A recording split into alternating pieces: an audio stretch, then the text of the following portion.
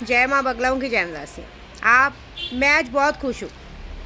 आज मेरे सारे ग्रुप की जो लेडीज़ जो मुझसे सीख रही है, मैं इतनी खुश हूँ कि मैं उन लोगों को जो पैसा देने वाली हूँ तो अलग, मैं दिवाली में अपनी तरफ से उन लोगों को 5-5 लाख रुपया तो भेजूँगी।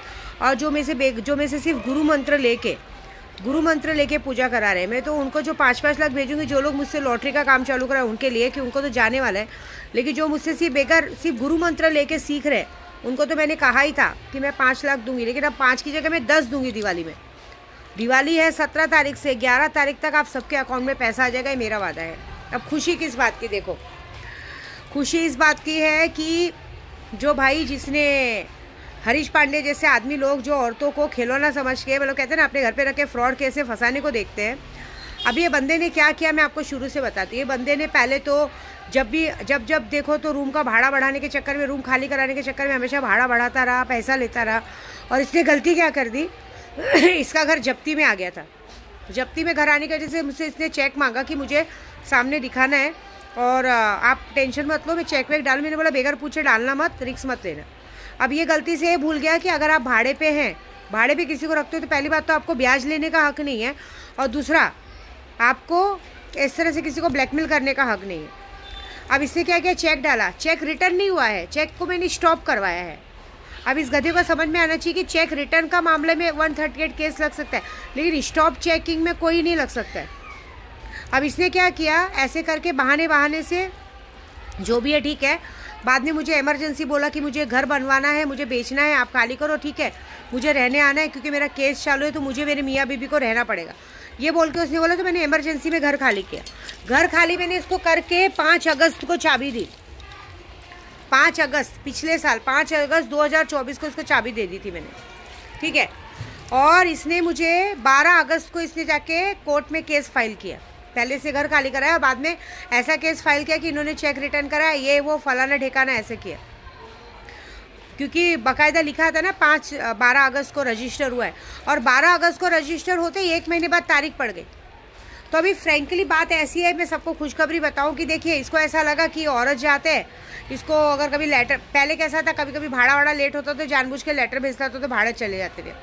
अब इसने क्या किया हरकत कि वहाँ पे अभी कैसा लोकल है, ये पहली बात तो ये भूल गया कि अगर ये मुंबई में सारा ट्रांजेक्शन कर रहा है, मैं मुंबई में रहती हूँ और मुंबई में रहती थी, अभी तो चलो कामाख्या हो गया, मैं मुंबई में रहती हूँ, आप भी मुंबई में रहते हो, और मुंबई में रह के आप अपना ट्रांजेक्शन मुंबई के थ्रू कर रहे हो, और आप जहाँ रहते हो वहाँ पे जाके आप केस करोगे तो कोई भी आप पर वो करेगा।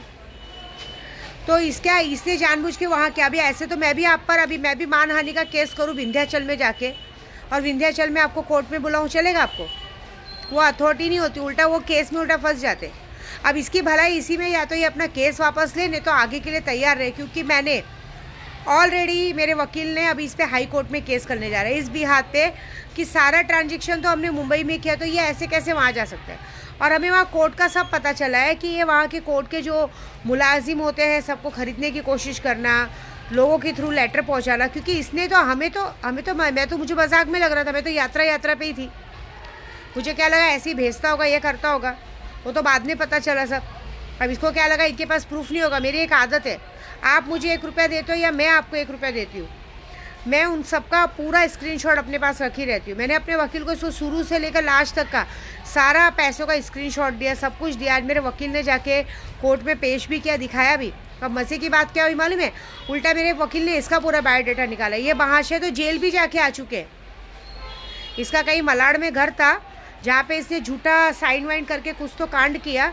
एक औरत का भी कांड है, ऐसे 4-5, इस पर तो कम से कम 5-6 तो बॉम्बे के केसेस है, पता नहीं कितने सारे केसेस है, 3-4 तो नाथद्वारा के केसेस है। और ये बंदा महाशय भाई जो दूसरों को जेल भेजने की कोशिश करे, बंदा खुद जेल जाके आया, खुद फ्रॉड है। मेरे वकील ने जज को यही कहा कि आप मेरी क्लाइंट का देखो, वो वाइट में है, हाँ, और एक रेंट वाले पे आप केस नहीं कर सकते। सबसे बड़ी बात, रेंट वाले पे आप एक ही काम कर सकते हो, आप अपना घर खाली करा सकते हो, केस नहीं कर सकते हो। और ये बंदा तो भाई उन पे केस करके ज़बरदस्ती, अभी इंसान अगर ब्लैंक चेक देगा, ब्लैंक पे आप 10 लाख भरो, 20 लाख भरो और डाल दोगे, और उसके बाद ये बोलो कि मुझे डबल पैसा चाहिए, तो ये तो फंसाने वाला काम हुआ ना। ये तो भाई किसी की इमेज देख के कि भाई ये यूट्यूबर है, इनको इनकी इज्जत प्यार होगी तो मुझे देंगे। अरे मैं वो 10 लाख अपने वकील को दूंगी। मैंने अपने वकील को कहा इसकी ऐसी हालत कर ना कि ज़िंदगी में मैं वकील को भले हर महीने तू तारीख दे, हर महीने मैं 1 लाख रुपये 2 लाख रुपये दे के उसको भेजूंगी तारीख पे, लेकिन तेरी बैंड तो बजाऊंगी। मुझे 10 लाख उसको देना पड़ेगा चलेगा, लेकिन ऐसे बंदों को नहीं देना है। और इसका साथ हमारे गोराई के एजेंट लोग ने दिया है, ये बकुल भाई पांड्या, शाहबाज और ये सब लोग ने दिया है। अब सोचो अगर वो जेल जाके आ चुके तो इन लोगों का कैरेक्टर खुलने में कितना टाइम लगेगा। ये वीडियो मेरी पूरी गोराई देखती है इसलिए मैं बता रही हूँ। आप लोग ने कभी सोचा है क्या, ये इतनी बड़ी हस्ती है, इतना बड़ा यूट्यूब चैनल चलाती है, इतना पूजा पाठ करती है, लोगों का मारण मोहन वशीकरण का काम करते, अगर मेरे तक कोई आएगा तो मैं छोड़ूंगी क्या?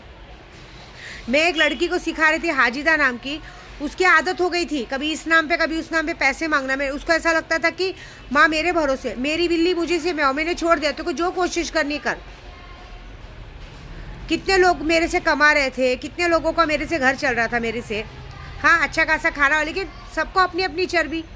देखिए मैं एक बल, मेरे बाप ने एक बात सिखाई है, बल से अच्छा त्याग, जिस जगह इज्जत नहीं होता त्याग दो। अभी आप माया मैडम का पकड़ लो, आप सोचो मैंने इतना यूट्यूब पे सब जगह माया मैडम को इतना खरी खोटी सुनाई, सब कुछ सुनाई, क्या फ़ायदा? माया मैडम के पति ने क्या किया?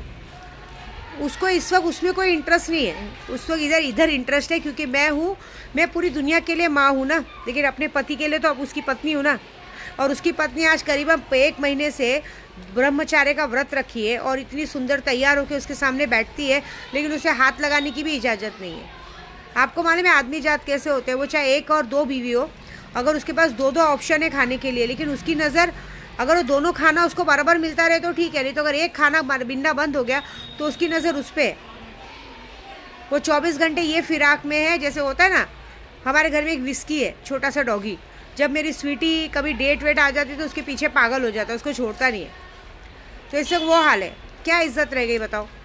मैंने तो उस दिन फ़ोन पे ही रात को कहा कि क्या उसके सामने बड़बड़ कर रहे हो, क्या फ़ायदा बड़बड़ करके, सुबह उठ के वापस मेरे पास आने का है, यहाँ आए बगैर तो रहा नहीं जाएगा। और उसको देखो, वो चाहे माने चाहे ना माने, उसको झक मार के जो भी, देखो मैं तो कभी कोई चीज़ देने को मना नहीं करती, उल्टा तुम ही लोग चीज़ें, तुम लोग ढंग से रहो तो कोई बड़ी बात नहीं, लेकिन मैं उस औरत से नहीं, क्योंकि उन लोग ने मेरे बच्चे को मारा है, लेकिन तो भी तुम चाहो चाहे मत चाहो। पता है उस दिन क्या हुआ आपको? रात को, परसों रात को, जब उस बंदे ने मुझे माता की नवरात्रि के पहले दिन गाली गलौज की उस औरत की वजह से, उनके घर में उनका पंखा ब्लास्ट हो गया, उनके पंखे से धुआं आने लगा। बोलो, पंखे से धुआं आने लगा, और अच्छा हुआ कि करंट वरंट नहीं लगा, घर में किसी को, एक छोटा बच्चा था, क्योंकि उस घर में माया मैडम का पति रहता है और उसका पूरा बंदिश किया हुआ है। जितनी बंदिश मैंने करके दी है उसकी और बच्चे की, उसके रहते तो उसको कुछ होगा नहीं। वो उसी बोली ना, वो बच्चे की वजह से बच जाती है, नहीं तो हो सकता था कि उसी को कुछ हो जाता। देखो मैं पहुंची नहीं, मैं मन में उदास हुई, रात का 12 बज रहा था, 12:30 बज रहा था, और मेरी माँ तो देख रही थी ना, माँ तो घूंघट में थी, वो देख रही थी कि मेरी बेटी ने तो ऐसी कोई गलत बात की नहीं, इस बंदे ने ऐसे क्या बोल दिया ऐसा। और सोने पे सुहागा, गे पार्टी।